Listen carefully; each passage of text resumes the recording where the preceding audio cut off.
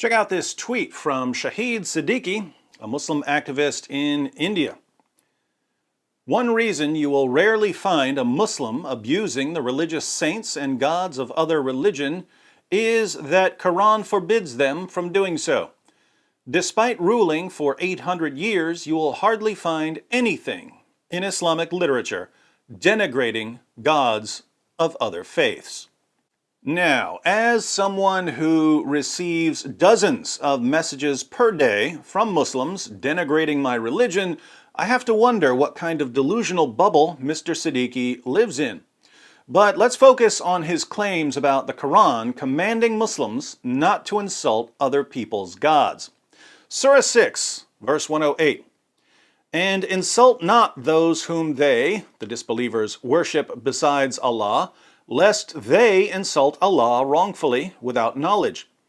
Thus we have made fair seeming to each people its own doings, then to their Lord is their return, and He shall then inform them of all that they used to do. Notice what the verse says here. It doesn't say, don't insult other people's gods because it's wrong to insult other people's gods. It says, don't insult other people's gods lest they insult Allah. So don't insult their gods if they're going to insult your God in return. Surah 6 is a Meccan surah. Muhammad and his followers were completely outnumbered when this verse was revealed, so the unbelievers were free to insult Muhammad's beliefs. Muhammad didn't want them to insult his beliefs, so he delivered Surah 6, verse 108 to his followers.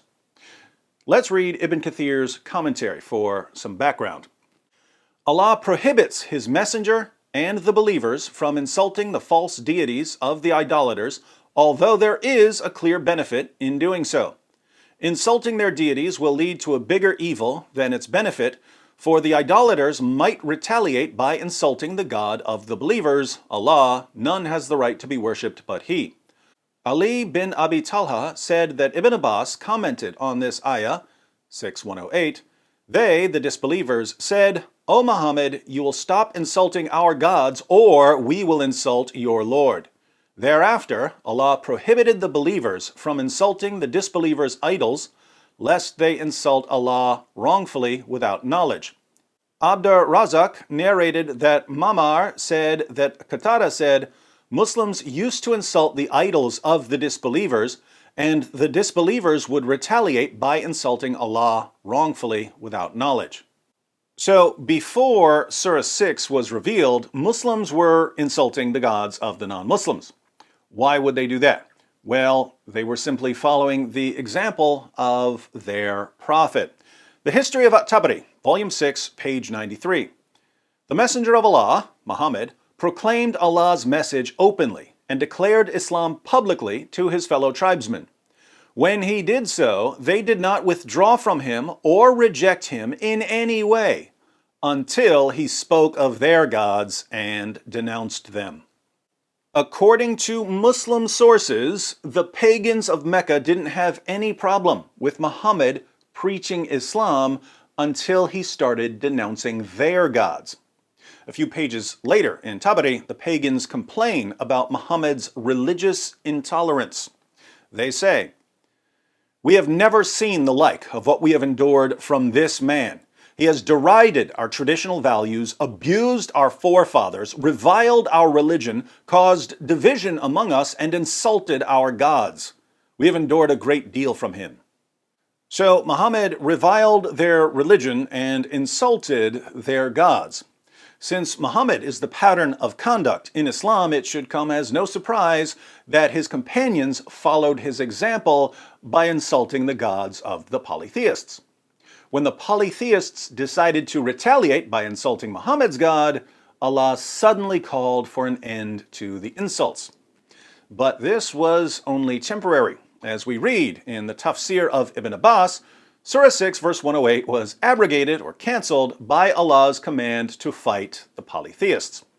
Verse 108 is in parentheses, and Ibn Abbas's commentary is outside the parentheses. Revile not those unto whom they pray, i.e. worship, beside Allah, lest they wrongfully revile Allah through ignorance, because they have no knowledge or argument. This after he told them, "Lo, you idolaters, and that which you worship beside Allah are fuel of hell." But then this was abrogated by the verse of fighting. In other words, when Muhammad and his followers were outnumbered in Mecca, they were commanded not to insult the polytheists because the polytheists would insult Allah in return. But when Muhammad had an army and could violently subjugate the polytheists, it was okay once again to insult their gods. And that's exactly what we find in the Muslim sources. If you've got your kids watching this with you, you might want to cover their ears for a moment, unless you're ready to explain some details about female anatomy. In the following passage, Muhammad was at war with Mecca, and a pagan named Urwa points out that there are only two possible outcomes for Muhammad. If Muhammad is victorious over his own tribe, the Quraysh, he'll be remembered as a man who slaughtered his own tribesmen. If the Quraysh are victorious over him, his followers will abandon him. Either way, Muhammad loses, so he should end his war against the Quraysh. Not a bad argument, but watch how Abu Bakr, Muhammad's closest companion and the first of the rightly guided caliphs of Islam, responds to Urwa. The History of At-Tabari, Volume 8, page 76. Urwa went to the Prophet and began speaking to him. The Prophet spoke as he had spoken to Budayl. Then Urwa said, "Muhammad, tell me, if you exterminate your tribesmen, have you ever heard of any of the Arabs who destroyed his own race before you? And if the contrary comes to pass, by Allah I see both prominent people and rabble who are likely to flee and leave you." Abu Bakr said, "Go suck the clitoris of Alat. Would we flee and leave him?" Alat was a goddess worshipped by Urwa. So Abu Bakr answers Urwa's entirely reasonable point with an extraordinarily offensive insult against Urwa's religious beliefs. "Go perform oral sex on your goddess, Urwa." Abu Bakr obviously saw no problem with insulting Urwa's goddess. Why? Because Surah 6, verse 108 was abrogated. It didn't apply here, because if Urwa had responded by insulting Allah, Abu Bakr would have chopped his head off. The ultimate insult to the polytheists came when Muhammad conquered Mecca. Sahih al-Bukhari, 4287. When the Prophet entered Mecca on the day of the conquest of Mecca, there were 360 idols around the Kaaba. The Prophet started striking them with a stick he had in his hand and was saying, "Al-Haq," the truth, i.e. Islamic monotheism, or this Quran or jihad against polytheists, has come, and al-Batil, falsehood, i.e. Satan or polytheism, vanished.